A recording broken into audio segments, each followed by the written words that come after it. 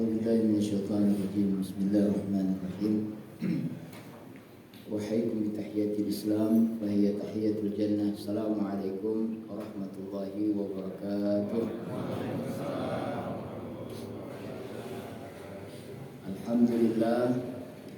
Alhamdulillahi rabbil alamin. Wassalatu wassalamu ala Rasulillah Muhammadin sallallahu alaihi wasallam wa ala alihi wa ashabihi ajma'in, amma ba'd. Jamaah sekalian, Bapak Ibu hadirin wal hadirat yang dirahmati oleh Allah Subhanahu wa taala. Alhamdulillah, kita bersyukur kepada Allah Subhanahu wa taala karena pada subuh hari ini kita masih diizinkan oleh Allah untuk bangun, kemudian melaksanakan sholat subuh, dan berarti kita punya kesempatan untuk terus menambah bekal kita sekaligus memperbaiki diri dari apa yang sudah kita lakukan selama ini. Kita bersyukur itu masih diberikan oleh Allah kepada kita, karena tidak sedikit saudara-saudara kita yang lain tidur gak bangun-bangun lagi, ya. Atau misalnya di Cianjur yang mereka mungkin tidak menyangka tiba-tiba dalam waktu yang singkat banyak nyawa yang melayang.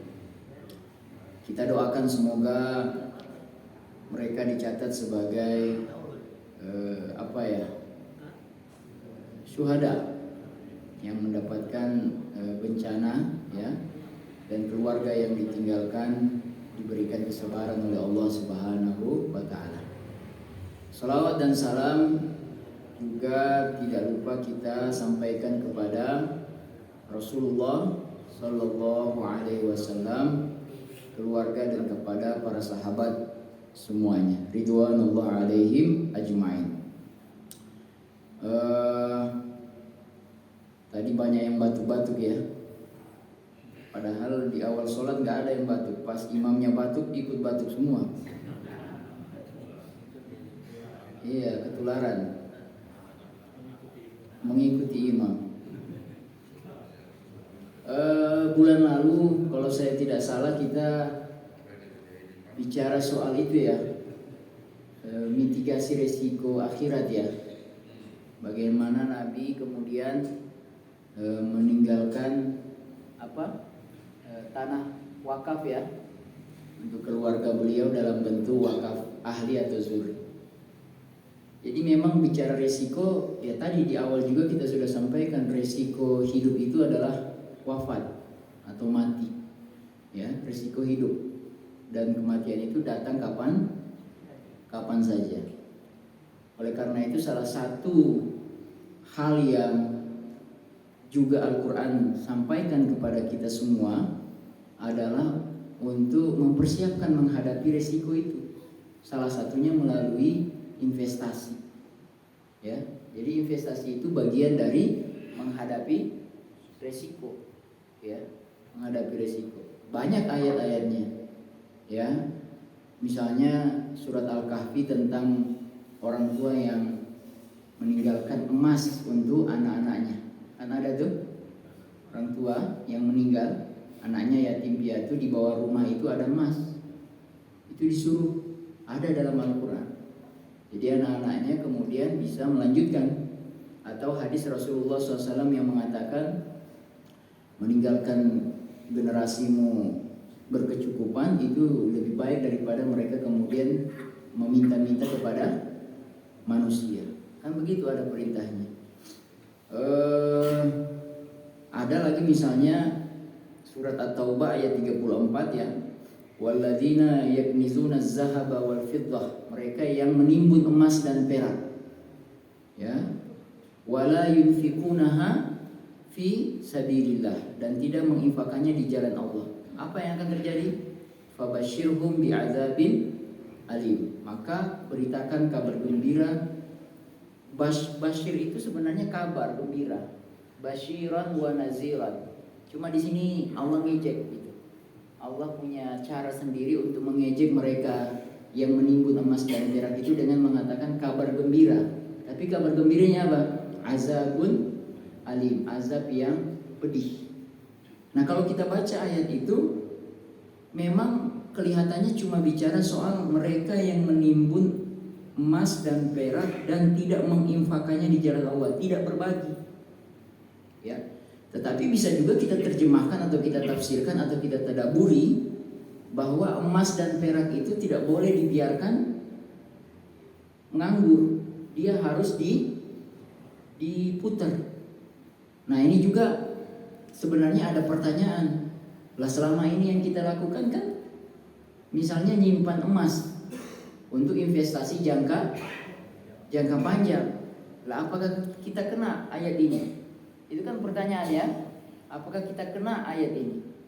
Nah, saya rasa kita harus bisa mengambil jalan tengah ya, bahwa di satu sisi kita diperintahkan oleh Allah untuk menghadapi resiko itu dengan menyiapkannya sedini mungkin investasi. Nah, salah satunya investasi emas. Walaupun emas hari ini turun sekian ratus, berapa? 10.000 apa ratus? 10. Ya, turun dia hari ini, harga antam. Ya.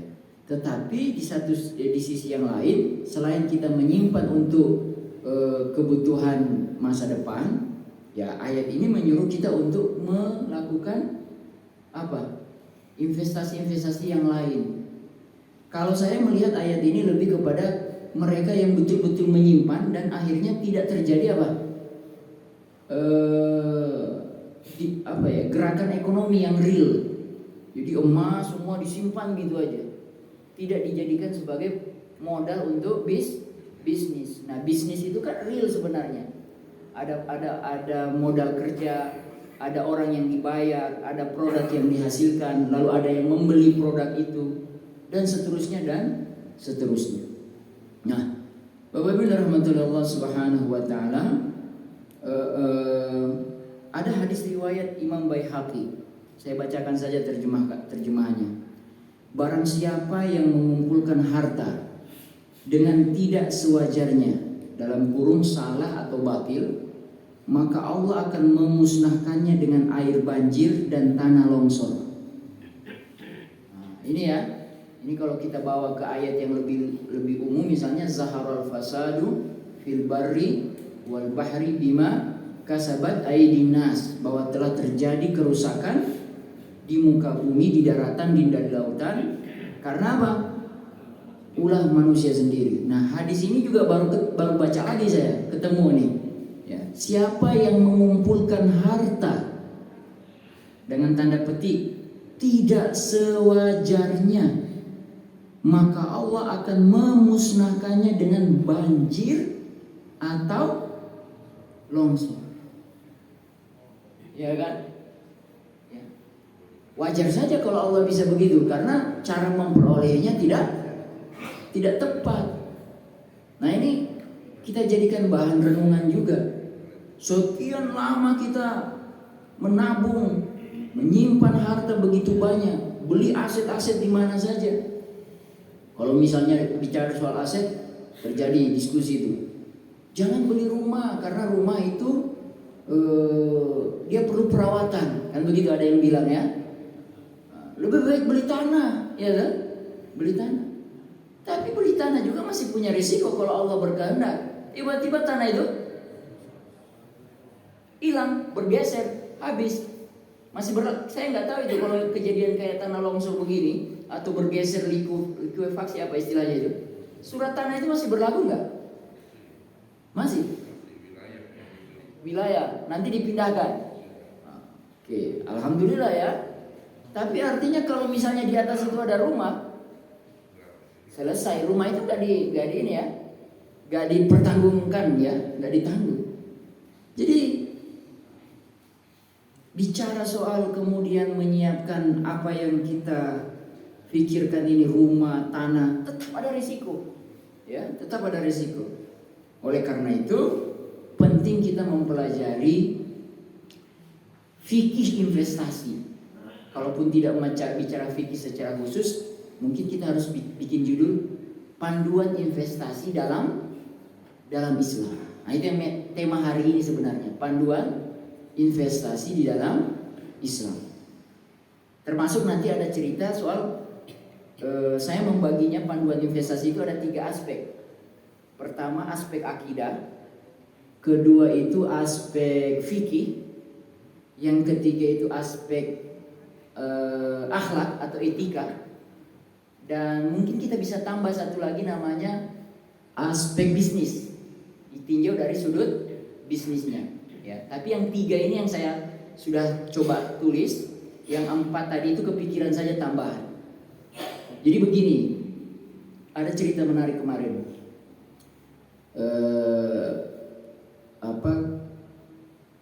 MUI kumpulin kita tuh, ya. Ada Buya Anwar Abbas. Kemudian bukan tiba-tiba ada yang ngomong di situ. Saya tidak usah sebut nama, tapi beliau itu salah satu pakar ekonomi, ya. Kemudian juga memimpin satu bank besar, ya. Bank syariah terbesar. Ya. Beliau katakan begini, di dunia ini, kalau saya nggak salah dengar ya, mudah-mudahan saya nggak salah dengar. Kalau saya salah mohon maaf. Di dunia ini semua hampir sebagian besar nggak ada daerah atau negara yang memberikan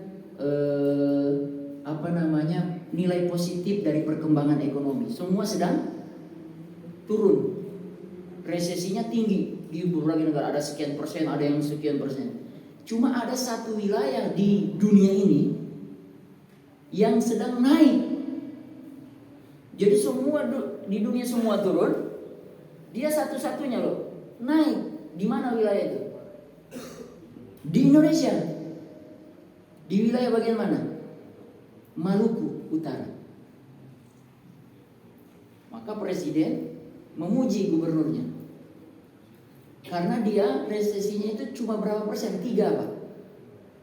Tapi naik pertumbuhannya 26. Jadi naik. Di dunia nggak ada yang naik setinggi itu, dia naik. Terus setelah ngomong begitu, Buya Anwar lagi duduk di sebelah sana, bukan pembicara. Sebenarnya mau bicara tapi terlambat. Baru datang. Langsung beliau naik, ambil mic, beliau potong, beliau bilang begini, Pak, bicara soal pertumbuhan ekonomi jangan hanya bicara soal angka-angka, tapi bicara juga soal pemerataan. Ya, bicara soal pemerataan. Dan siapa yang diuntungkan dari keuntungan itu, pertumbuhan itu. Kenapa Maluku Utara itu naik? Bapak-bapak ada yang tahu? Ada nikel di sana. Ya kan? Nikel lagi tinggi gak? Tinggi. Nikel bahan untuk buat baterai. Makanya sekarang lagi digodok itu rencana mau buka pabrik baterai atau pabrik mobil listrik ya. Pabrik mobil listrik di Indonesia. Jadi kita nanti kalau misalnya benda itu jadi, mobil listrik akan banyak, murah di sini. Karena produknya di Indonesia. Mudah-mudahan begitu. Oh, diekspor dulu. Nah, pertanyaannya yang nikel tadi itu, siapa di balik nikel itu? Nah, itu juga. Jadi pertanyaannya oleh Buya Anwar, dia bilang katakan, Buya Anwar Abbas, siapa yang diuntungkan dengan 26% pertumbuhan itu? Siapa yang diuntungkan? Ya kan? Nah, itu masuk dalam bab investasi ini. Makanya mungkin bisa kita masukkan dalam bab etika investasi. Etika itu adalah siapa yang akan diuntungkan dengan melakukan ini dan itu. Gitu loh. Termasuk juga kalau sudah bicara etika, siapa yang dirugikan. Kan begitu ya? Kalau etika itu kan sederhana. Siapa yang diuntungkan, siapa yang dirugikan. Kan itu etik namanya. Nah, oleh karena itu kita mulai pelan-pelan nih. Yang pertama apa? Pedoman investasi tadi yang pertama apa? Aspek akidah. Akidah apa hubungannya dengan investasi? Kita lihat hubungannya akidah dalam bicara soal investasi. Tapi sebelum masuk itu kita harus paham dulu akidah itu ada bagian-bagiannya. saya tidak sedang bicara, atau kita pagi ini tidak sedang bicara akidah rububiyah, uluhiyah, itu biar ustadz yang lain, ya. Saya malah kemudian, mohon maaf, mungkin agak lancang, saya membaginya menjadi tiga model akidah. Bukan saya yang bagi, saya beberapa baca, tapi kemudian saya sarikan itu. Yang saya bagi itu pertama, akidah itu yang pertama akidatun basithah. Apa itu basit? Akidah yang sederhana. Apa itu akidah yang sederhana itu? Ya, akidah sederhana kita pahami bahwa misalnya tadi Allah punya sifat ini dan itu, ya. Akidah rububiyah, akidah uluhiyah itu penting. Tapi kalau hanya sebatas itu, hanya sekedar pengetahuan, ya saya masukkan kategorinya basita. Berarti dia baru sebatas pengetahuan, ya Pak, ya. Mohon maaf ini. Makanya nanti di bukan nanti, kan kita sudah kurikulum kita itu kan SKKN ya, Pak, di kampus. Kan dia sudah sampai level berapa? Level 9 kan? Di level yang paling ujung-ujung itu kan sudah bicara praktek ya. Atau bicara bagaimana hasil materi yang didapat itu bisa dipakai di dunia kerja. Kan pikiran itu sudah kesana sekarang. Bicara sampai kurikulum pendidikan, jangan sampai cuma sebatas teori. Nah, akidah juga begitu, jangan terhenti di batas teori. Itu yang pertama, akidah basitah namanya. Akidah yang kedua itu akidah yang sabitah, akidah yang kokoh. Jadi dia teori sudah, kemudian dia praktekkan di kehidupannya, kokoh dia nggak takut dengan misalnya kekhawatiran membela yang benar karena semata-mata takut khawatir kalau dia bela yang benar nanti dia hilang rezekinya gitu ya, karena dia yakin bahwa Allah Maha Pemberi rezeki. Itu sudah akidah sabitah namanya, sudah masuk. Sudah teori masuk ke dalam diri, sabit, sudah kuat, kokoh. Nah, yang ketiga itu lebih dahsyat lagi, namanya akidah waqi'iyah. Akidah realistis atau akidah realitas. Jadi dia sudah betul-betul menyatu dalam aktivitas kehidupannya. Mau apapun yang dia lakukan, tidur, makan, kerja, berumah tangga, memimpin negara, ya, bisnis, itu nilai akidah masuk dia. Sudah masuk. Nah, itu yang disebut dengan akidatun waqi'iyah. Sudah sesuai dengan apa yang ada terjadi. Ya. Oke, itu saya sebagai pengantar saja. Bagaimana akidah itu kita bagi menjadi 3. Nah, baru kita mau masuk. Apa hubungan antara ekonomi dengan akidah? Apakah Al-Quran bicara hubungan akidah dengan ekonomi? Ya. Contoh ayat. Gak usah ayat panjang-panjang atau jauh-jauh. Al-Baqarah ayat 1-3. Kan itu surat kedua kan? Surat pertama Al-Fatihah. Surat kedua Al-Baqarah. Ayat 1 apa bunyinya? Alif Lam Mim. Okay. Zalikal kitabu la raiba fi. Itulah kitab yang tidak ada keraguan. Hudal lil muttaqin. Petunjuk bagi orang yang bertakwa. Siapa orang bertakwa? Alladzina yu'minuna bil ghaib. Tuh, yang beriman kepada yang gaib. Rukun iman gaib semua enggak itu? Gaib. Percaya kepada Allah, kepada malaikat, kitab, rasul, qada dan hari akhir, yang terakhir qada dan qadar. Gaib semua itu. Alladzina yu'minuna bil ghaibi wa yuqimuna shalah. Fikih itu salat. Dan yang terakhir wa mimma razaqnahum yunfiqun, dan mengeluarkan, memberikan sedekah, infak atau apapun semacamnya atas rezeki yang dia dapat. Jadi antara urutannya itu kepada yang gaib akidah, salat, fikih, prakteknya apa? Tadi harta, infak, ya kan? Kalau ada Al-Quran atau ayat sunnah, hadis bicara soal infak, sebenarnya itu bicara soal bagaimana cara mendapatkan uang dulu. Karena nggak mungkin bisa berinfak kalau nggak punya uang. Jadi cara membacanya itu tidak langsung dihilir, tapi ditarik sampai ke hulu. Al-Quran punya gaya begitu. Wa mimma razaqnahum yunfikun. Ciri orang bertakwa itu dia rajin infak, dia berbagi. Tapi bagaimana bisa dia berbagi kalau dia tidak punya uang?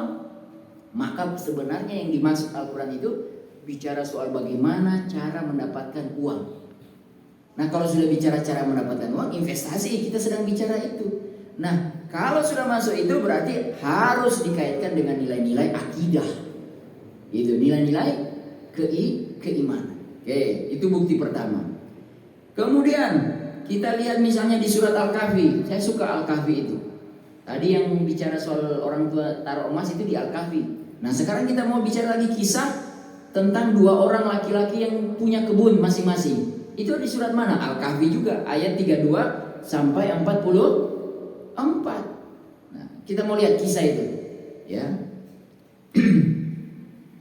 Jadi ada satu tulisan tadi malam saya baca, tulisan dari Arab, ya, orang Arab yang nulis.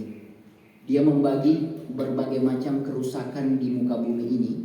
Dia bikin jadi berapa bagian. Yang pertama dia sebut kerusakan akidah, baru kemudian kerusakan harta, baru nanti dia sebut kerusakan akhlak. Ya. Kan kita tadi ayat di awal zaharal fasadu fil barri wal bahri. Kata fasad ya, telah terjadi kerusakan. Nah, penulis itu mengatakan kata kerusakan di muka bumi ini beliau bagi. Yang pertama sekali penyebabnya kerusakan di muka bumi ini kerusakan akidah. Kerusakan akidah. Nah, kita tadi masuk poin pertama, akidah bicara soal investasi. Kita mau bicara nih contoh kebun tadi, ya. Kita lihat bunyinya apa? Ayat 32. A'udzubillahi minasyaitonirrajim. Ja'alna li ahadihima jannatain. Kami jadikan bagi seorang di antara keduanya, yaitu orang yang kafir. Jadi ada dua orang, satu mukmin, satu kafir. Yang kafir ini dikasih min a'nab. Kebunnya itu kebun anggur. Oke, kebun anggur. Wa hafafnahuma binakhlin. Dan kami kelilingi kedua kebun itu jadi yang kafir itu punya dua kebun. Dan kami kelilingi kedua kebun itu dengan pohon-pohon korma. Waja'alna bainahuma zar'a. Dan di antara kedua kebun itu kami buatkan ladang. Wah, ini teori apa itu? Penanaman yang efektif ya. Jadi di sini tanam apa, di sini tanam apa ya, gitu. Kiltal jannataini atat ukulaha. Kedua buah kebun itu menghasilkan buahnya. Walam tazlim minhu syai'a. Kebun itu tiada kurang buahnya sedikit pun, ya, tidak kurang, jadi banyak buahnya. Wa fajjarna khilalahuma nahara. Dan kami alirkan sungai di celah-celah kedua kebun itu. Wa kana lahu samar. Dan dia mempunyai, samar itu buah-buahan, hasil panen. Tapi di sini diterjemahkan dia punya kekayaan yang luas, yang besar dari kebunnya tadi itu, ya. Nah, jadi dia ini luar biasa kalau panen. Orang kafir ini kebunnya itu dia dapat dia dapat anggur, dia dapat korma, dia juga dapat hasil ladang karena dia tanam itu, ya. Kaya dia, ya. Dan dia bangga dengan penataan kebunnya ini. Dia bangga karena dia punya ilmu mengatur dan memaksimalkan lahan. Ya, dia susun rapi, irigasinya bagus, di tengah-tengah ada sungai, ya, luar biasa, ya. Tetapi dia masuk ke dalam kebunnya dengan congkak. Dia sombong dengan ilmu yang dia punya tadi. Ya, pengaturan-pengaturan itu, ya. Dia sombong kepada yang lain. Siapa? Temannya. Dia bilang begini. Faqala li sahibihi. Dia bilang sama temannya, wa huwa yuhawiruhu. Ya, wa huwa yuhawiru itu maksudnya dia ngobrol, sambil ngobrol-ngobrol, Dia ngomong begini. Ana aktsaru minka mala. Saya lebih bagus kebun saya. Harta saya lebih banyak dari kamu. Gitu ya, dia mulai sombong. Wa azzu nafara, dan pengikut-pengikutku lebih kuat. Apa hubungannya ya? Berarti ini orang kaya, selain kaya apa tadi aset kebun, ini orang besar di daerahnya, iya kan? Ini hampir mirip dengan cerita Qarun nih. Kalau bapak-bapak baca cerita Qarun, jangan pernah salah paham dengan cerita Qarun, hanya Qarunnya saja yang difokuskan. Karena waktu ayat yang bicara ditenggelamkan Qarun, itu ada bunyinya, dan kami tenggelamkan dia bersama hartanya dan orang-orang yang ikut dia. Dan waktu Qarun keluar membanggakan diri, apa dia keluar sendirian? Waktu dia bermegah-megah itu, waktu keluar dari istananya, kalau lagi jalan, sendirian enggak? Enggak, dia banyak yang ikut di belakangnya. Banyak yang ikut.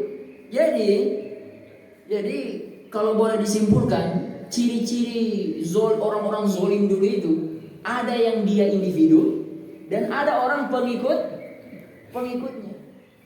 Yang nauzubillah min zalik, ini pengikut ini yang ngompor-ngomporin supaya pujaan mereka ini terus merasa, oh bukan, saya tidak bisa. Ya. Jadi begitu. Hati-hati memang. Hati-hati jebakan kekuasaan. Jebakan kekuasaan itu disanjung-sanjung, dipuja-puja, asal bapak senang. Jadi merasa benar terus gitu loh. Banyak pengikut loh, banyak pengikut. Nah, oke, itu begitu ya. Dia bilang ya, saya hartaku lebih banyak daripada hartamu dan pengikut-pengikutku lebih kuat. Ya. Nah, gitu ya. Dia ngomong lagi begini. Bukan ngomong, Al-Quran gambarkan begini. Wa dakhala jannatahu wa huwa zalimun li nafsi. Dia masuk kebunnya sedang dia zalim terhadap dirinya sendiri. Qala ma azunnu an tabida hadhihi abada. Aku kira kebun ini tidak akan binasa selama-lamanya. Di situ dia. Berarti dia merasa apa? Hebat, lebih tinggi daripada Allah Subhanahu wa taala. Dia bilang bahwa kebun ini tidak akan binasa selama-lamanya. Ini kan mirip-mirip Yahudi ngomongnya di Al-Quran. Apa orang Yahudi waktu ngomong dalam Al-Quran? Ada yang tahu? Yahudi kan ngomong begini. Kami tidak akan diazab sekalipun di dalam api neraka. Kalaupun diazab cuma sebentar doang. Pede toh? Itu kalimatnya Yahudi dalam Al-Quran diulang-ulang tuh banyak. Jadi merasa cuma ini akidah. Ya. Padahal kalau bicara pertanian, kita tahu yang paling tinggi resikonya sektor pertanian. Nanam hari ini, nanam minggu ini, besok terjadi longsor, habis selesai. Minggu depan mau panen, banyak tikus. Makanya petani itu dalam bahasa Arab disebut falah. Falah ya. Tinggal ditambah tasdid jadi falah, kemenangan. Hati-hati muazin. Hayya 'alal falah. Salah itu. Kemari wahai para petani. Hanya gara-gara tasdid. Kebetulan habis belajar tajwid senang sama tasdid. Tapi apa hubungannya? Falah petani sama falah dekat dia. Jadi petani itu adalah sebenarnya satu profesi yang sangat dekat dengan akidah. Petani itu dekat dengan akidah. Karena kalau seorang petani itu yang benar imannya, ketika dia mulai nanam itu, dia baca bismillah, bismillah. Setiap benih yang dia tanam, bismillahirrahmanirrahim, bismillahirrahmanirrahim. Terus dia pulang, dia doa, dia sholat tepat waktu, dia berdoa. Ya Allah, itu sudah aku jalankan, sudah aku tanam padiku, maka aku kembalikan kepadamu yang memiliki tanaman ini. Petani itu tinggi imannya loh. Belajar resiko, belajar sama petani. Padi yang dia tanam, malam itu dia doa itu di rumahnya. Nah ini kita harus selidiki juga, bikin penelitian ini. Apa betul petani kita di Indonesia yang begitu? Hah? Bagaimana dengan nilai-nilai dakwah di pedesaan kita? Lebih soleh mana pedesaan sama perkotaan? Dulu kita boleh bilang orang desa lebih soleh, ya kan? Karena ini teorinya Ibnu Khaldun juga. Ibnu Khaldun dalam mukadimahnya kan membagi tuh teori siklus. Dia katakan Badawi, orang-orang Badui itu lebih soleh daripada orang Hadari, orang yang di kota. Gitu loh, itu teorinya Ibnu Khaldun. Tapi kan Ibnu Khaldun bicara dulu. Nah kalau kita bawa ke Indonesia, mungkin masih iya. Waktu tahun-tahun dulu desa kita jauh bedanya dengan kota. Makanya teori-teori desa dengan kota itu selalu dipisah ya. Gaya masyarakat desa beda dengan gaya masyarakat kota. Urban, rural, kan begitu. Tapi hari ini perbedaan itu semakin tipis.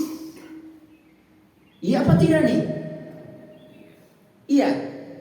Karena yang dinonton, yang dilihat, yang didapat informasi hari ini yang sama orang kota, itu kurang lebih sama juga didapat sama orang desa hari ini, Pak. Masalahnya kalau mau lihat gerakan dakwah kayak hari Minggu pagi kayak begini. Coba nanti kalau Bapak pulang kampung, kan ke kampung masing-masing tuh. Ada nggak kajian subuh, ahad subuh, sabtu subuh, ahad subuh di kampung kita? Ada. Di masjid yang besar apa di masjid yang kecil-kecil? Yang besar biasanya lah, agak besar dia. Kalau punya yang kecil nggak, jarang. Ya kan? Kosong. Nah, ini baru hipotesa awal Pak, belum tentu benar. Tapi kalau saya di Sulawesi waktu melihat, saya ngebayangin tahun-tahun 90-an waktu saya kecil di sana. Sabtu Minggu itu jarang kajian-kajian subuh begini. Ya kan? Pertama apa? Wallahu a'lam, saya nggak tahu juga kenapa nggak ada. Ustadznya nggak ada. Ustadznya lari ke kota semua. Kayak saya ini kan pindah ke kota nih. Auzubillah. Apa iya? Apa juga karena ini hipotesa? Karena nggak ada yang bisa dibayarin untuk ustadznya. Bisa jadi. Nggak ada apanya? Oke. Mau saya kasih tahu fakta. Baru masuk WA ke saya. Ustadz mohon maaf. Ini saya tidak sebut nama masjidnya ya. Ustadz mohon maaf. Kami DKM untuk kedepannya sudah tidak lagi menjadwalkan Ustadz kajian bulanan karena ingin menyederhanakan jadwal. Saya mikir, apa karena saya sudah nggak ada amplop untuk saya gitu loh. Padahal kan saya nggak pernah minta amplop loh. Kalau dikasih diterima, kalau enggak juga nggak apa-apa, ya kan? Dan lagi dia ngapain ambil amplop? Yang penting itu kan isinya. Bercanda. Bapak yang dirahmati oleh Allah Subhanahu wa taala. Itu kota loh, itu kota. Ini resesi sudah terjadi loh. Ya, udah mudah-mudahan bukan karena urusan itu, karena mungkin saking banyaknya ustadz di situ ya. Nah, udah Ustadz Salahuddin geser aja dulu, nggak apa-apa. Oke, saya tidak berprasangka buruk. Bapak yang dirahmati oleh Allah Subhanahu wa taala. Kita lanjut. Apa yang lanjutannya? Wama 36 wama azunnu sa'ata qa'imatan wa la irudittu ila rabbi la jidanna khairan minha munqalaba. Wah, ini lebih dahsyat lagi. Kalau tadi dia cuma ngomong kebun saya ini tidak akan binasa, di ayat ini lebih dahsyat lagi. Dia bilang, dan aku tidak mengira hari kiamat itu akan datang. Gak percaya dia. Ini pemilik kebun kafir ini. Ya, dan aku tidak mengira hari kiamat itu akan datang, dan jika sekiranya aku kembalikan kepada Tuhanku, pasti aku akan mendapat tempat kembali yang lebih baik daripada kebun-kebun itu. Rupanya pede juga dia ini. Pede dia, ya.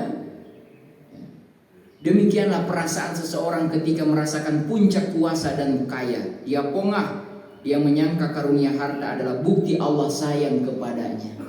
Ya. Sehingga ia mengira di akhirat dia akan mendapatkan kedudukan yang serupa. Temannya yang diajak ngobrol tadi ngingetin ayat berikutnya itu. Qala lahu sahibuhu, berkata temannya yang mukmin ngomong begini. Akafarta billadzi khalaqaka min turab. Apakah kamu kafir kepada Allah yang menciptakan kamu dari tanah? Thumma min nutfatin summa sawwaka rajula. Kemudian dari setetes air mani, lalu dia menjadikan kamu sekarang laki-laki yang sempurna. Teman baik, soleh, ngingetin sama yang kafir, gitu loh.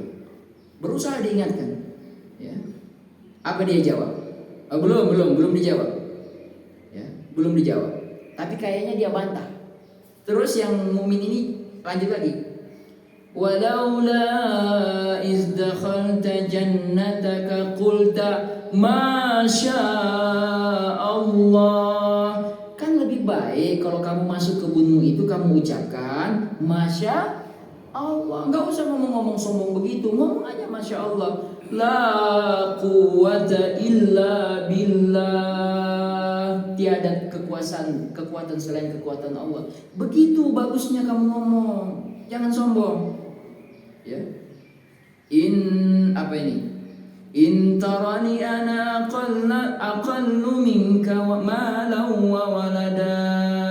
Sekiranya kamu anggap aku lebih sedikit darimu dalam hal harta dan keturunan, enggak apa-apa. Saya menasihati kamu loh, walaupun saya sedikit daripada kamu, enggak apa-apa. Itu teman yang bagus tuh. Ya. Lanjut. Fa'asa rabbi ayyu'tiyani khairan min jannatika. Nah, dia doa ini, orang yang soleh ini. Ya, mudah-mudahan Tuhanku akan memberi kepadaku kebun yang lebih baik daripada kebunmu ini. Ya. Dia berharap positif thinking kepada Allah. Wa yursila 'alaiha husbanan minas sama.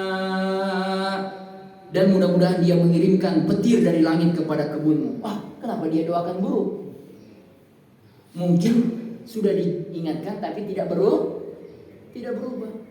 Nah ini ada yang bertanya, boleh kita mendoakan yang buruk? Ini saya nggak tahu nanti penerjemahan lebih lanjut, tapi kalimatnya bunyinya begitu. Dia doakan apa? Wa yursila 'alaiha husbana minas sama fatusbiha sa'idan zalaqa. Hingga kebun itu menjadi tanah yang licin. Au yusbiha ma'uha ghaura. Atau airnya menjadi surut ke dalam tanah. Ya. Falan tastati'a lahu talaba. Maka sekali-kali kamu tidak dapat menemukan lagi air di dalam kebunmu itu. Kenapa ya dia doakan buruk begitu? Nah, boleh jadi begini. Tadabur ya, ini tadabur ya. Saya belum baca tafsirnya, tadabur. Kira-kira Pak, kalau ada orang yang sombong, yang tadi yang model kafir yang punya kebun tadi, kira-kira kesombongan dia ini hanya akan berbalik kepada dirinya sendiri atau akan ada efeknya kepada orang lain? Ada nggak? Kalau ada orang kaya, dahsyat kekayaannya, 9 naga, dahsyat, kaya bener nih, kaya, ya. Sombong, kira-kira dia nggak akan, atau kira-kira kesombongannya itu hanya untuk dirinya atau akan berefek kepada orang lain? Kemungkinan besar berefek kepada orang lain. Atau pertanyaannya lebih simpel, saya buat begini. Kira-kira kalau ada orang yang sudah kaya banget, apakah dia akan berhenti sampai di situ? Dia masih akan terus. Bahkan kekhawatiran akan kehilangan yang dia sudah punya itu lebih besar daripada orang yang belum punya. Betul apa tidak? khawatir dia, maka dia akan mengamankan semua itu. Kita ngomong begini, kita ngomong tawadhu, kita ngomong apa? Mensyukuri. Karena kita belum sampai pada posisi Allah kasih rezeki yang kaya begitu. Betul apa tidak? Coba kalau kita Allah kasih kayak begitu. Kayak kisahnya Sa'labah. Pernah dengar Sa'labah? Cuma miskin, rajin datang ke masjid, minta kaya sama Nabi. Nabi tidak pedulikan. Tapi karena didorong-dorong terus sama Sa'labah, akhirnya Nabi doakan. Terus dikasih satu kambing, satu jadi dua, dua jadi 4, jadi 8, jadi 16, jadi 3, 2 jadi anak 4, jadi 100. Terusnya sampai satu lembah, nggak ada lagi di depan di masjid. Sa'labah sibuk dia, sibuk menjaga harta-harta itu. Bapak yang dirahmati oleh Allah Subhanahu Wa Taala. Jadi kalau saya ditanya, Ustadz boleh nggak mendoakan orang di kasus ini? Saya bilang jawaban saya tadabbur. Boleh jadi dalam kasus kejadian ini kejadian nyata loh. Cuma kita tidak hidup. Ini kita tidak hidup di zaman itu. Ini kan Al-Quran nggak bohong. Boleh jadi di zaman itu waktu kejadian ini si yang punya kebun korma itu bahaya kalau dia terus-terusan kayak begini. Yang kafir itu membahayakan ini. Maka didoakan sama temannya itu. Sebelum didoakan kan dia nasihatin dulu, itu langkah-langkahnya gitu. Ya. Kita lanjut. Wa uhita bi thamarihi, dan apa yang terjadi? Allah binasakan hartanya, kebunnya itu. Fa asbaha yuqallibu kaffaihi, lalu dia membolak-balikan kedua tangannya menyesal. Ya, ala ma anfaqa fiha, atas apa yang telah dia belanjakan untuk kebunnya itu, yang sudah dia investasikan. Ya, wa hiya khawiyatun ala urushiha, ayat 42 nih. Ya, sedang pohon anggur itu roboh bersama para-paranya. Para itu apa? Oh, ini ya. Oke gitu ya. Wa yaqul, dan dia berkata, yang kafir ini berkata, ya laitani, aduhai kiranya dulu, lam usyrik bi rabbi ahada, aku tidak mempersekutukan seorang pun ya dengan Tuhanku. Dia mulai menyesal. Bapak yang dirahmati oleh Allah Subhanahu Wa Taala, ya. Dan di ayat 43 ditutup, walam takun lahu fi'atun yansuruna, dan tidak ada bagi dia segolongan pun yang akan menolongnya. Jadi bukan satu orang yang akan menolong, segolongan orang pun tidak akan ada yang menolong, kata Allah. Min dunillah wa ma kana minal apa ini? Muntasiru. Saya agak salah di sini Pak tulisannya. Dan sekali-kali dia tidak dapat membela dirinya. Ya, inilah kisah bagaimana kita kemudian bisa melihat bahwa hubungan antara akidah dengan investasi itu ada dalam cerita ini. Ya, apa kesimpulannya? Kita tutup untuk poin ini. Pertama ya, kita harus tanamkan ketika bicara investasi itu ya, karena kita sedang bicara investasi dari aspek akidah. Kita harus tanamkan bahwa akidah, bahwa Allah lah pemilik harta sebenar-benarnya. Jangan sampai hilang itu. Ya, Al-Baqarah 29 tuh. Huwallazi khalaqa lakum ma fil ardi jami'a. Ialah Allah yang telah menciptakan semua yang ada di muka bumi ini bagi kalian. Summa stawa ila sama, ya, dan seterusnya. Jangan sampai mengurus dunia ini lupa terhadap sholat 5 waktu tepat waktu. Jangan sampai kita tepat waktu setelah selesai, setelah sudah tidak punya apa? Kesibukan. Ya kan? Selagi masih sibuk sekarang, itu yang sekarang diperjuangkan. Sesibuk apapun, sholat.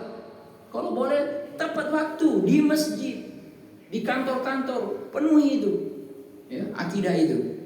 Kemudian akidah tentang kepemilikan manusia terhadap harta. Maksudnya apa? Jangan makan harta orang. Kalau memang kita yakin betul bahwa Allah yang memberikan harta kepada kita, ngapain kita makan harta orang? Al-Baqarah 188. Wala ta'kulu amwalakum bainakum bil batil. Enggak usah makan harta orang. Ya. Dan yang ketiga, akidah bahwa aktivitas berinvestasi itu dalam rangka mencari keridhaan Allah. Qul inna salati wa nusuki wa mahyaya wa mamati lillahi rabbil alamin. Bapak yang dirahmati Allah Subhanahu wa taala. Selesai poin pertama. Aspek akidah dalam investasi. Yang kedua, aspek fikih. Kita pindah kepada aspek fikih. Kalau sudah bicara fikih, bicara hukum-hukum nih.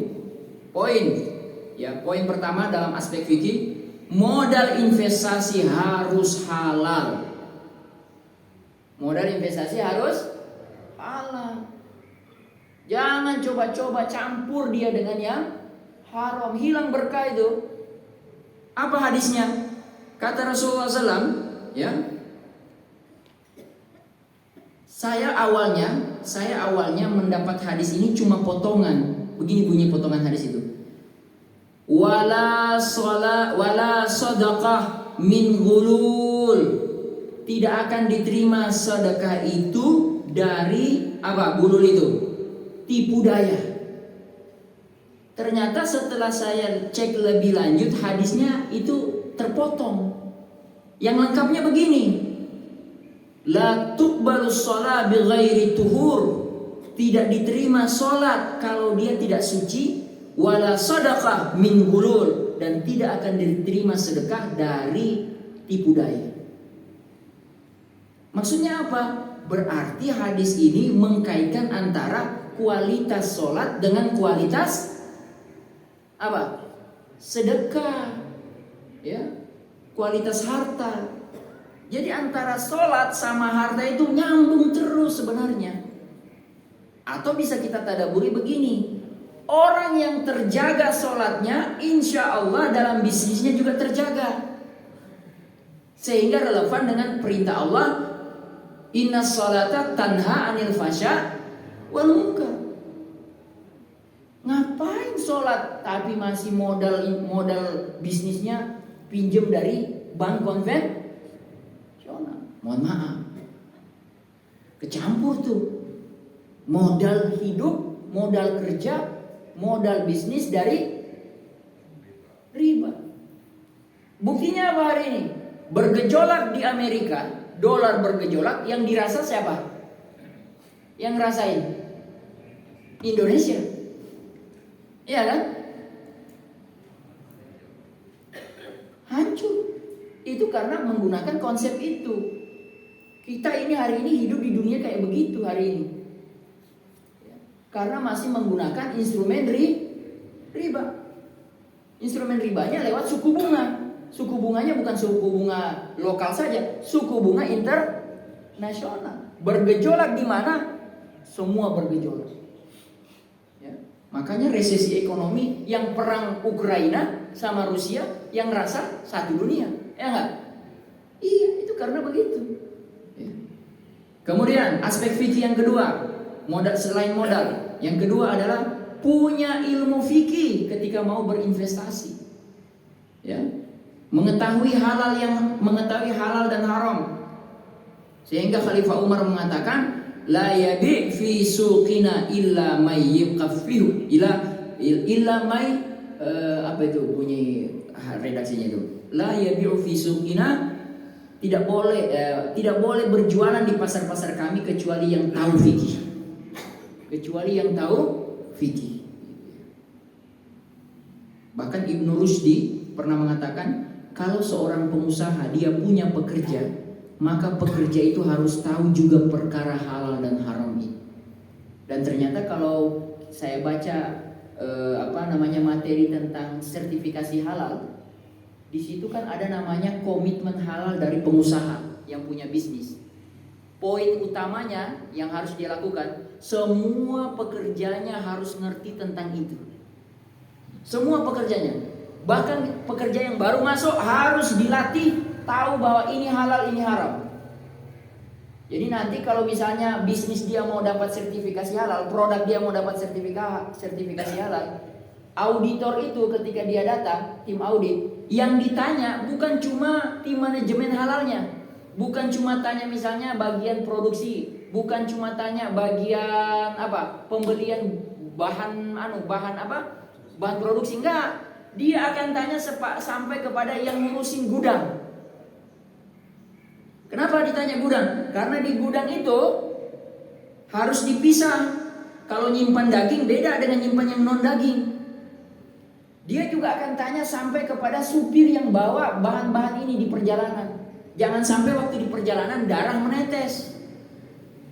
Jadi auditor itu akan nanya segitu. Masih ada waktu kah? Oke. Kemudian yang ketiga, berinvestasi pada yang halal dan yang baik-baik saja. Ya, memang bisnis haram itu menggiurkan loh Pak. Menggiurkan. Ya kan? Bisnis apa yang tidak menggiurkan yang haram itu? Khamar. Untungnya tinggi. Ya kan? Khamar itu untungnya tinggi, Pak. Judi. Tinggi. Judi online apalagi?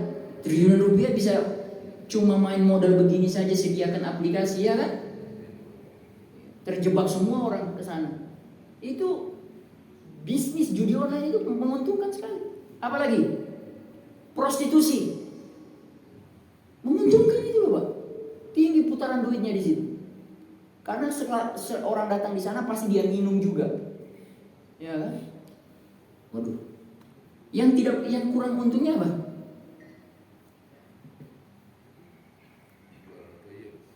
Jualan payung. Berapa untungnya jualan payung? Jangan dilanjutin ya. Oke, yang poin berikutnya bicara fikih, berlaku adil. Nah ini kayaknya umum saja. Berlaku adil, hindari kezaliman, hindari bahaya. Nah ini nih poin menghindari bahaya. Bahaya kepada siapa? Bahaya kepada diri sendiri dan bahaya kepada orang lain. Boleh nggak jualan baju? Ibu-ibu misalnya punya bisnis toko baju. Jualan apa baju? You can see. Boleh nggak? Boleh buat di rumah, tapi siapa yang bisa nanggung? Kecuali bikin wanti-wanti. Bu, ini ya kan? Boleh nggak jualan rokok? Ini bertanya. Boleh nggak jualan rokok? Tergantung yang beli. Dia mazhab ahlus syura apa bukan? Ahli hisab atau bukan? Itu loh. Saya punya ibu saya di sana. Ya, dia punya warung kelontong. Saya wanti-wanti, udah jangan jualan itu sih. Bahaya. Jadi kita pengusaha itu mikir, kalau saya bisnis ini, saya jualan ini, apa faedahnya bagi orang lain? Apa bahayanya? Gitu loh. Ya, silakan kalau ada pertanyaan nanti. Kemudian apalagi? Memberikan hak Allah. Jadi kalau investasi berarti bayar zakatnya gitu. Ya. Nah, yang terakhir namanya aspek akhlak. Aspek akidah sudah, aspek fikih sudah, panjang sebenarnya di situ, kita nggak usah bahas detail. Aspek akhlak. Akhlak dalam berinvestasi apa? Kalau itu kan sudah tadi secara umum. Tapi ini akhlak. Akhlak itu kata Imam Ibnu Taimiyah, menjual barang harganya bisa beda. Kalau tergantung siapa yang membeli. Kalau yang datang itu orang yang punya duit, kasih aja harga normal yang punya bisa dapat untung. Tapi kalau yang beli itu adalah orang apa? Orang yang kurang, dan yang benda dia mau beli ini beras, apalagi benda-benda pokok, nggak usah ngambil untung banyak-banyak sama orang kayak begitu. Gitu, itu namanya akhlak. Termasuk juga ketika datang pembeli disambut dengan ramah. Kenapa kita suka beli sama yang toko sipit? Kita dilayani, gitu ya. Betul apa tidak? Lengkap lagi punya dia.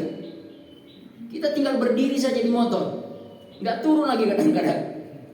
Bahkan kita WA saja udah siap tinggal ambil. Ini akhlak. Ya. Apalagi contoh-contoh akhlak dalam investasi? Kalau dia punya pekerja, nah ini bicara pekerja, bicara gaji, sesuai dengan UMR apa tidak? Ya kan? Kalau hadis Nabi kan begitu, hadis Nabi umum, hadis Nabi bilang begini, kalau kamu punya pekerja, apa yang kamu pakai, dia pakai juga. Apa yang kamu makan, dia makan juga. Contoh yang sederhana di rumah-rumah kita. Jangan sampai ngasih sama pembantu itu yang datang bantu-bantu di rumah, itu makanan yang kita sudah tidak mau makan. Itu bukan akhlak itu. Makanan yang sudah apa? Iya, expired. Kalaupun tidak expired, karena sudah datang yang baru, kita pengen makan yang baru, yang ini kita kasih. Sebenarnya waktu datang baru itu bagi juga sama dia. Iya enggak? Waktu kita pulang bawa martabak, langsung dikasih nih, Mbak, kesini Mbak makan, kasih. Makan bareng gitu. Ya nggak usah bareng-bareng juga, harusnya dia mungkin lagi kerja, tapi di sisi Mbak ini ya nanti dimakan ya, tapi baru datang gitu loh. Dia senang itu akhlak. Gitu loh Pak. Saya kira 3 aspek utama sudah kita sampaikan. Tadi saya bilang ada tambahan aspek bisnis ya. Cuman saya kira kita cukupkan saja. Mungkin ada pertanyaan dalam bicara soal investasi ini, mangga silakan. Atau di luar itu juga nggak apa-apa, yang hampir-hampir sama, ada nggak?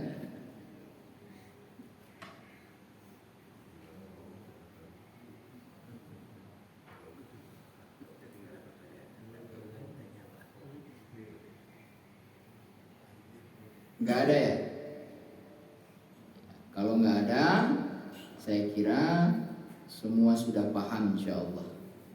Jadi bapak-bapak yang dirahmati oleh Allah Subhanahu wa taala, ibu-ibu yang dirahmati oleh Allah Subhanahu wa taala, kita simpulkan, kita rangkum kembali bahwa dalam berinvestasi ada 3 aspek yang harus diperhatikan. Yang pertama tadi apa? Aspek akidah. Jangan lupa bahwa aspek akidah ini yang menjadi lebih utama dibandingkan aspek-aspek yang lain. Ya, bahwa kita berekonomi, bahwa kita berinvestasi itu harus kita perhatikan betul dari mana harta kita dapat dan kemana kita distribusikan. Yang kedua adalah aspek fikih. Nah, kalau aspek fikih saya kira sangat banyak tadi. Modalnya harus halal, punya ilmu tentang fikih muamalah, berinvestasilah pada hal-hal yang baik, yang halal, berlaku adilah, tidak boleh nutup-nutup informasi, ya, tidak boleh ada goror, hindari kezaliman. Kezaliman itu contohnya riba itu kezaliman, ihtikar itu menimbun barang itu kezaliman, judi itu zalim. Ya, kemudian hindari bahaya, terutama bahaya kepada orang lain, kepada masyarakat. Jangan hanya memikirkan yang penting dapat untung, tapi apakah bisnis yang dijalankan itu tidak membahayakan kepada masyarakat, itu juga harus diperhatikan, ya. Dan juga adalah memberikan hak Allah. Nah, hak Allah itu tadi saya kasih contoh pada zakatnya. Contoh lainnya adalah tidak lalai dari zikrullah.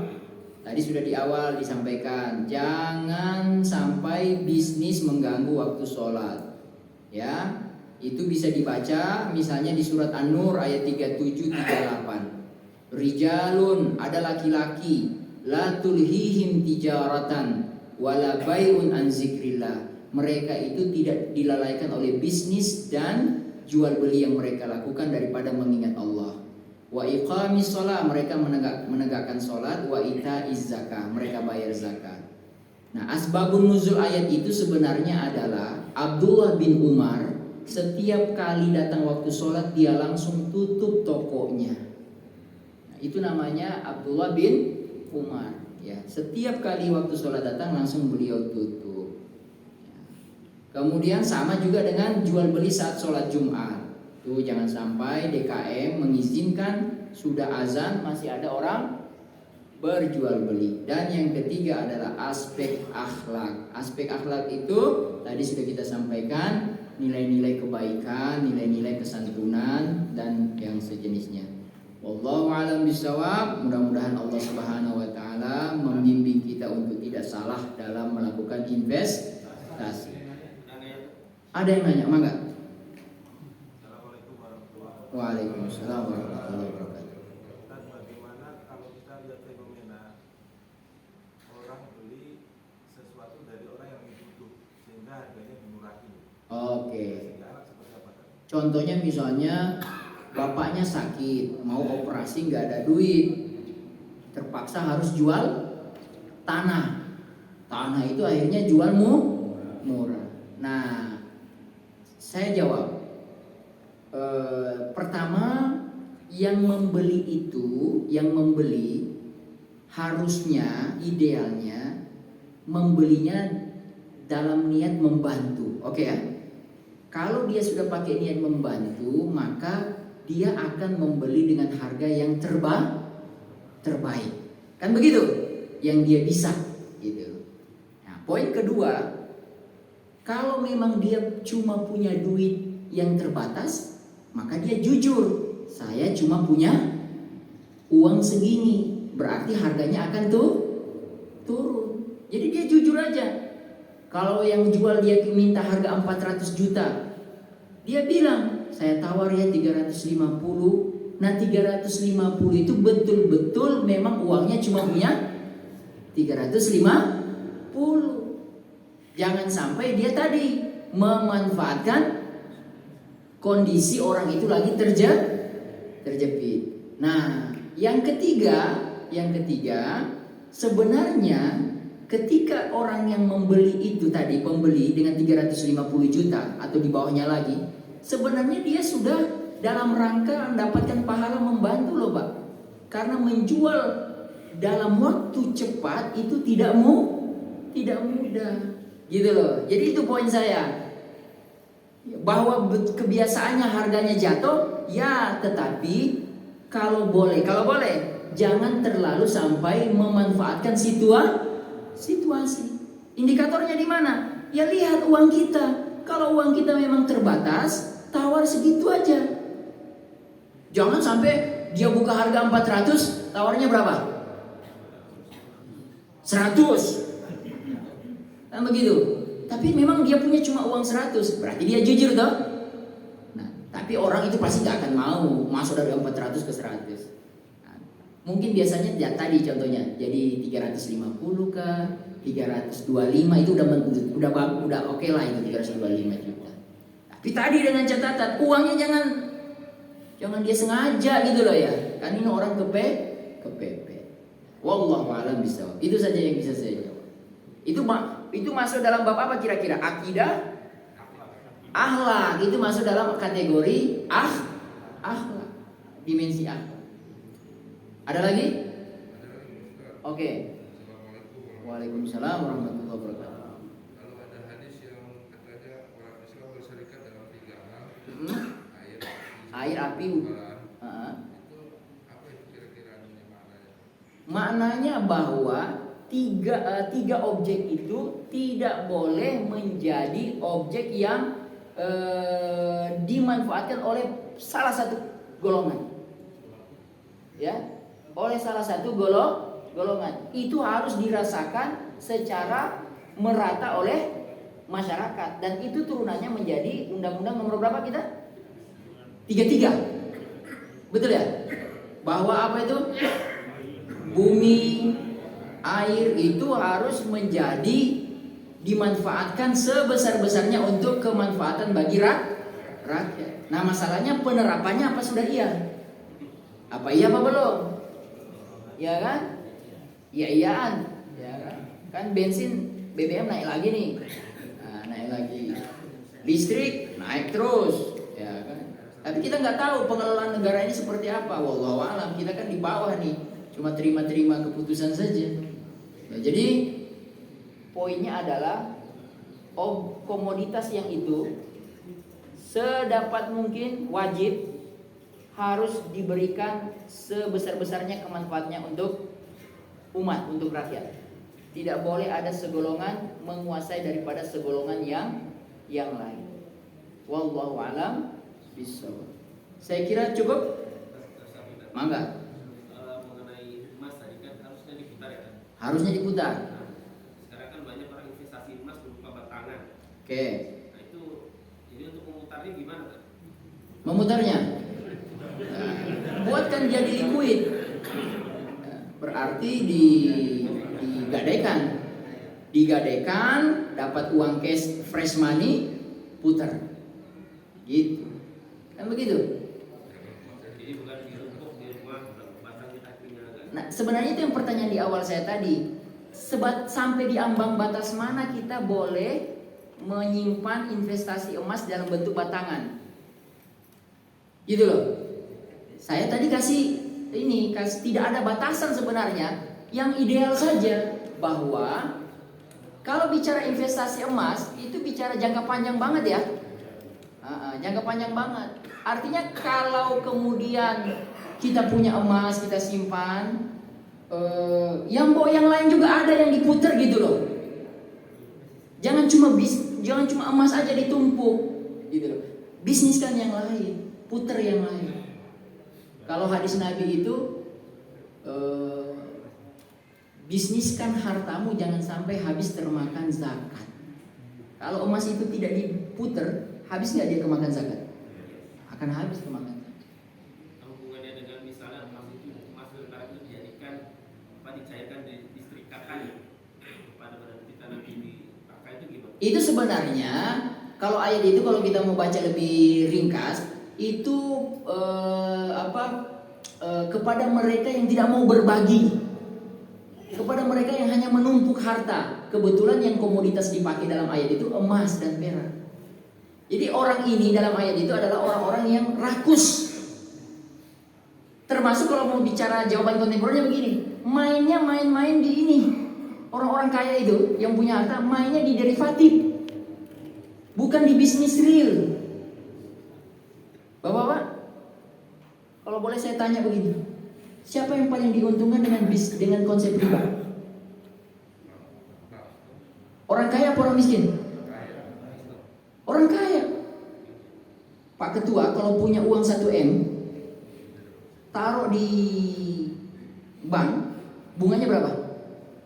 Katakanlah 5. Berapa 5% dari 1M? Berapa Pak? 50 juta.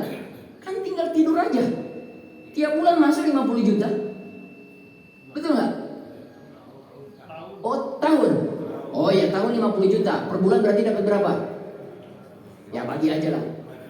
Ada orang-orang kaya di negeri ini yang punya uang sampai 1 T loh Pak. Tinggal onggang-onggang kaki aja dia. Dapat itu duit. Terus petani-petani kita nggak dimodalin. Apalagi pebisnis UMKM kecil nggak dikasih. Ya enggak? Nah itu yang kita sebut kemudian salah satu rekomendasi kita itu, salah satu ya. Tolong dong uang-uangnya negara, uang-uang negara ditaruh di mana? Di bank-bank yang pro terhadap rakyat. Bank apa yang pro terhadap rakyat? Yang kecil-kecil itu tuh. BPR. Itu kan kecil-kecil dia, BPR itu. BPR itu kalau dia sebar uang, kemana dia? Dia nggak ke orang-orang kaya, dia ke yang masyarakat kecil. Nah, uang-uang negara itu taruhlah di situ. Sampai hari ini kan lebih banyak ditaruh di yang besar-besar. Resiko, kan bicara soal resiko gitu. Keberpihakan juga penting diperhatikan. Itulah yang ayat At-Taubah tadi itu. Allazina yaknizuna zahaba wal fiddah. Mereka memilih aman. Jadi mainnya di mana? Yang aman-aman saja. Yang resiko dilupakan. Wallahu a'lam bishawab. Begitu ya. Baik Bapak-bapak yang dirahmati oleh Allah Subhanahu wa taala, saya kira mudah-mudahan kita semua mendapatkan manfaat dari kajian pada kesempatan hari ini. Kita tutup dengan hamdalah, alhamdulillahirabbil alamin, dan doa penutup majelis. Subhanakallahumma bihamdika asyhadu an la ilaha illa anta astaghfiruka wa atubu ilaik. Assalamualaikum warahmatullahi wabarakatuh.